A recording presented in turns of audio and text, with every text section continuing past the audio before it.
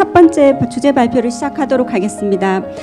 첫 번째 주제 발표는 청년 패널로 본 부산 청년의 삶이라는 주제로 부산연구원 김세현 박사님의 발표가 있겠습니다. 큰 박수로 환영 부탁드립니다. 안녕하십니까. 저는 부산연구원의 김세현이라고 합니다. 저는 현재 지금 연구원에서 인구 영향 평가 센터에서 센터장을 맡고 있고요. 하지만 제가 현재 연구원에서 하고 있는 일이 크게 두 가지가 있습니다. 하나가 이제 인구 영향 평가 관련된 일이고, 다른 하나가 오늘 제가 말씀을 드릴 청년 패널과 관련된 일을 이제 현재 하고 있습니다. 그래서 오늘 첫 번째 발표에서는 사실은 이제 여러분께서 그리고 현재 참여하고 계시는 청년 패널에 대한 이야기들을 간단하게 이야기를 드리고, 그 패널 결과를 통해서 이제 나타난 이런 내용들을 이제 두 분의 이후에 발표자님들께서 이야기를 해주실 계획입니다. 그래서 저는 이제 그 청년 패널로 본 부산의 청년의 삶이라는 주제로 일단은 이야기를 드리려고 하고요. 크게 두 가지의 내용을 담고 있습니다. 그래서 첫 번째로는 청년 패널 조사에 대한 간단한 소개, 그리고 두 번째로는 작년 청년 패널 조사 결과에서 나타났던 10대 핵심 지표에 관련된 내용들을 간략하게 말씀을 드리도록 하겠습니다. 청년 패널 조사의 개요입니다. 첫 번째 1차년도 청년 패널 조사는요, 2022년에 처음 시작이 됐었는데요. 조사 목적 같은 경우에는 앞서서 이제 국장님께서도 말씀을 해주셨지만, 청년 패널 조사를 통해서 부산 지역의 청년층의 삶을 한번 확인해 보자라는 이런 것들이 가장 중요한 목표라고 볼 수 있을 것 같습니다. 그래서 이러한 패널 조사 결과를 활용을 해서 결국은 실제 부산 청년들이 어떠한 삶을 살고 있는지를 확인을 하고, 이러한 삶들 그리고 욕구들을 반영한 정책을 만들어내는 것이 가장 중요한 조사 결과의 활용 방법이라고 볼 수 있을 것 같습니다. 그래서 저희 22년도 같은 경우에는 1차년도 조사를 진행을 했었고요. 총 3,008명의 청년들을 대상으로 이제 패널 조사가 진행이 됐습니다. 1차년도의 패널 모집은 그 당시에 청년의 기준이었던 18세에서 34세 청년을 대상으로 이렇게 조사를 진행하게 됐고요. 조사 같은 경우에는 이제 면접 방법을 통해서 1차년도 패널 조사는 진행이 되었습니다. 그리고 두 번째로는 2차년도 조사에 대해서 말씀을 드릴 건데요. 2차년도 같은 경우는 작년 조사 같은 경우가 오늘 이제 저희가 말씀을 드린 10대 지표 조사 결과라고 보시면 될 것 같습니다. 그래서 2차년도는 이제 기존의 3,008명 중에서 이제 2,249명 응답자들에게 지속적인 응답을 받아서 이제 유지율은 74%, 75% 정도를 유지를 하게 되었고요. 이 중에서 이제 보실 것 중에 하나가 부산에서 남아 계신 분이 약 2,100여 명 정도 계셨고, 타 지역으로 이주한 청년이 151명 정도 이렇게 나오게 되었습니다. 이런 것들을 볼 때 청년 패널 조사를 통해서 결국은 어떠한 청년들이 부산에 남고 어떠한 청년들이 또 떠나갔는지, 그리고 제 기대로는 또 떠나간 청년들이 몇 정도가 얼마만큼이 다시 또 부산으로 돌아올 것인지, 이런 것들을 확인을 할 수 있을 것 같습니다. 또한 2차년도 패널 같은 경우에는 추가 패널도 모집을 했습니다. 저희 부산시의 청년의 기준이 39세로 바뀌게 되면서 추가 패널도 모집을 하였고요.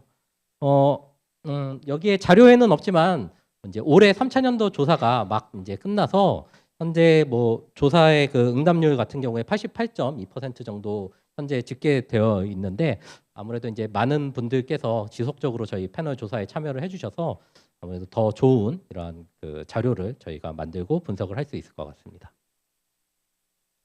패널의 특성을 보시면은 이렇게 수치로 나와 있지만, 결론적으로 봤을 때 말씀드리고 싶은 거는 이제 부산에 실질적으로 살고 계시는 분들의 삶을 담기 위해서 다양한 이제 성별이라든지 거주지, 연령, 혼인 상태들 다 고려해서 다양한 형태의 응답자들을 모집을 했다라는 것이고요. 또한 이제 저희가 이러한 문항들을 설계를 할 때 비교의 용이성, 그래서 다른 지역과의 자료의 비교를 하기 위한 것들, 그리고 정책적으로 어떻게 활용될 것인지, 그리고 이후에 이제 추적 조사함으로써 이 데이터들을 활용할 수 있는 방안들을 고려를 해서 이제 문항을 설계를 하였습니다. 그래서 요거는 이제 작년에 이러한 문항 구성표들이라고 해서 참고를 하시면 될 것 같습니다. 그래서 사실 이제 제가 말씀드릴 가장 핵심적인 내용들이 이제 다음부터 말씀을 드리는 10대 핵심 지표에 관련된 내용입니다. 그래서 작년에 여러분들께서 참여해 주셨던 이러한 조사 결과를 바탕으로 해서 나오게 된 이러한 내용들인데요. 크게 이제 10가지의 내용들, 일자리 만족도, 뭐 중소기업 취업 의사, 이주 의사 등 다양한 영역의 이러한 내용들에 대한 이제 결과들이 이제 저희 보고서 자료에 담겨 있고, 이런 것들을 추후에라도 저희 공개가 되어 있기 때문에 관심 있으신 분들은 확인을 해 주시면 좋을 것 같습니다. 그중에서 제가 몇 가지 말씀드리고 싶은 내용들을 조금 요약을 해서 말씀드리겠습니다. 시간이 그렇게 많지는 않아서요. 일자리 만족도 부분인데요. 사실 청년 패널 조사 자체가 좀 안 좋게 나왔다라고 해서 조금 걱정이 많으신 분들도 있기는 한데, 사실 작년에 경제적인 상황이 그렇게 좋지 않았기 때문에 전반적으로 국가 통계들을 봤었을 때도 다들 청년의 삶이 그렇게 좋지는 않은 것으로, 더욱더 나빠진 것으로 나와 있었고, 저희 청년 패널 조사 역시 어느 정도 그러한 내용들이 반영이 돼 있다고 볼 수 있을 것 같습니다. 하지만 조금 그 주목을 해볼 이러한 내용들 중에 이런 것들을 내용들은 그 업무 만족도나 이런 내용들을 봤었을 때 사실 이주 청년들의 업무 만족도가 조금 더 낮게 나왔다라는 것들, 이런 것들은 조금 흥미로운 부분이라고 생각을 합니다. 사실 이주 청년이라는 것들은 대부분 이제 일자리를 찾아서 이렇게 떠나는 청년들이 많은데, 그럼에도 불구하고 업무에 대한 만족도가 낮다라든지, 아니면은 그 경제적인 보상에 관련된 것들, 이런 내용들을 살펴봤었을 때 이제 이주 청년들은 경제적인 보상이 조금 더 만족도가 높지만 부산 청년들은 거기에 대한 만족도가 좀 낮다라는 것들, 이런 것들을 고려를 할 때 결국 중요한 것은 일자리에서 어떠한 이런 양적인 측면들도 중요하지만 경제적인 보상, 질적인 측면들, 이런 것들 역시 중요하게 청년들이 생각한다라는 것을 보여주는 것 같습니다. 중소기업 취업 의사 역시 이제 작년에 비해서 조금 더 낮아진 것으로 나타났고요. 다음은 이주 의사입니다. 이주 의사 같은 경우에 이제 귀하는 부산을 떠날 의사가 있습니까라고 물어봤었을 때 사실 떠날 의사가 더 많다라고 늘어난 것이 사실입니다. 이런 것들이 앞서서 말씀드렸듯이 뭐 경제적인 어려움이라든지 이런 영향으로 볼 수 있을 것 같은데, 저는 흥미로운 것이 사실 이주를 한 청년들이 그 부산으로 다시 돌아올 의향이 여전히 높다라는 것입니다. 뭐 그래서 돌아올 의사가 있다라고 응답한 청년들이 80% 정도를 기록을 했고요. 이런 것들이 앞서서 저희 부원장님께서도 말씀하셨지만 부산에서의 삶의 질이 어쨌든 좋은 지역이기 때문에 어쨌든 청년들이 부산에서 사는 것들을 원하고 있다라는 것을 알 수 있습니다. 주택 소유 필요성 같은 경우에는 사실 이제 저는 이게 꼭 청년들이 다 주택의 소유가 필요하다고 얘기하는데, 저는 청년이 아니지만 저도 이제 집이 있었으면 좋겠고요. 네. 그리고 다음은 이제 문화 여가 생활 만족도입니다. 그래서 귀하는 뭐 평소에 문화 여가 생활에 만족하십니까라고 했는데 문화 여가 생활의 만족도는 떨어진 것으로 나왔습니다. 근데 반대로 오른쪽에 보실 때 시설에 대한 만족도는 조금 더 올라간 것으로 나타났거든요. 그래서 이런 것들을 봤을 때 사실은 부산시가 청년들을 대상으로 하는 이런 문화 여가 정책이 어느 정도 하드웨어적인 것들, 그냥 시설에 관련된 것들은 이제 청년들을 어느 정도 만족시키고 있는 상황이다라고 평가를 하면서 이런 정책의 방향성이 하드웨어에서 소프트웨어적인 측면으로 조금 더 전환되어야 될 필요가 있지 않을까라는 생각을 이 데이터를 보고 저는 했습니다. 그래서 어쨌든 긍정적인 측면도 있고 부정적인 측면도 있는데, 이러한 이 결과를 통해서 어쨌든 이후에 정책적인 방향으로서 담게 된다라고 하면은 저희 패널 조사가 아무래도 잘 활용되고 있다라는 하나의 그 증거가 되지 않을까 생각을 합니다. 생활 수준 역시 이제 생활 수준 같은 경우에는 2020에서 23년을 봤었을 때 생활 수준이 좀 더 증가했다라고 얘기를 했는데, 좀 더 고무적인 것 그렇게 좋진 않죠. 이주 청년들이 더 많이 만족한다라는 것이 이렇게 나타나게 됐습니다. 근데 저는 개인적으로 이주했다라는 것은 처음 이제 이주를 했었을 때는 이게 아무래도 새로운 지역에 가서 조금 더 특히나 이제 수도권이라든지 이런 곳으로 갔었을 때는 다른 인프라라든지 이런 것들에 대한 그 만족도가 조금 더 높기 때문에 당연히 이주 청년이 높게 나갔다고 생각하고요. 그럼에도 불구하고 부산에 있는 청년들의 생활 수준 역시 좋아지고 있다라는 점이 어느 정도는 긍정적이면서 더욱더 우리 지역이 노력을 해야 되는 이런 부분이지 않을까 생각을 합니다.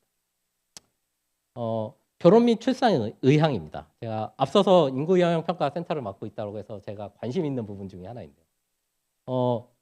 중요한 것은 결혼 의향은 작년에 비해서 더 높아진 것으로 나타나고 있는데 출산 의향은 더 낮아진 것으로 나타나고 있습니다. 그래서 저는 이런 것들이 청년들이 결혼할 의향은 있으나 출산 의향이 감소한다는 것은 반대로 봤었을 때 당장 결혼을 하고 싶지만 내가 아이를 키우기에는 다른 이러한 정책적인 이러한 부분들이 조금 불만족스러운 부분들이 많다라는 응답이라고 생각을 하고요. 사실 청년 정책이 이제 이행기 과정에 있는 사람들을 대상으로 한다는 것을 고려를 했었을 때 청년이 일자리를 찾고 그 다음에 삶을 영위한 다음에 가정을 이루고 그 자녀로 이어지는 이러한 그 생애 주기적인 관점에서 이후에 그러한 내용들 역시 고민해 볼 필요가 있는 것이 아닌가라는 생각을 이 결과를 보고 하였습니다. 사회적 지위 같은 경우에도 사회적 지위 상승 가능성, 그러니까 내가 앞으로 열심히 일을 하면은 성공할 수 있다라고 믿는 것들이 이주 청년들 같은 경우에 조금 더 높게 나타났고요. 대부분의 청년들이 내가 이제 중층 정도 이렇게 주관적으로 사회경제적 지위의 이제 중층의 삶을 영위하고 있다라고 이제 응답을 한 것을 알 수가 있습니다. 가치관 역시 이제 살펴봤을 때 저는 이게 이제 청년들의 세대의 가치관을 어느 정도 보여준다라고 보면서 또 느꼈던 것 중에 하나는 이주 청년들 같은 경우에 일 대비 휴식에 대한 가치가 조금 더 낮더라라는 이런 것들이 어쨌든 일자리를 찾아서 가는 그러한 특성들, 이주라는 특성들이 조금 반영된 것이 아닐까? 그리고 또한 어쨌든 부산이라는 곳에서의 삶은 결국은 일과 그 삶에 대한 이러한 가치관의 그 균형이 중요한 것들을 차지하고 있는 것이 아닐까라는 생각을 하였습니다. 마지막으로 정책 참여 활동입니다. 그래서 귀하는 정책 참여 활동에 얼마나 자주 참여하셨습니까라는 질문이었는데요.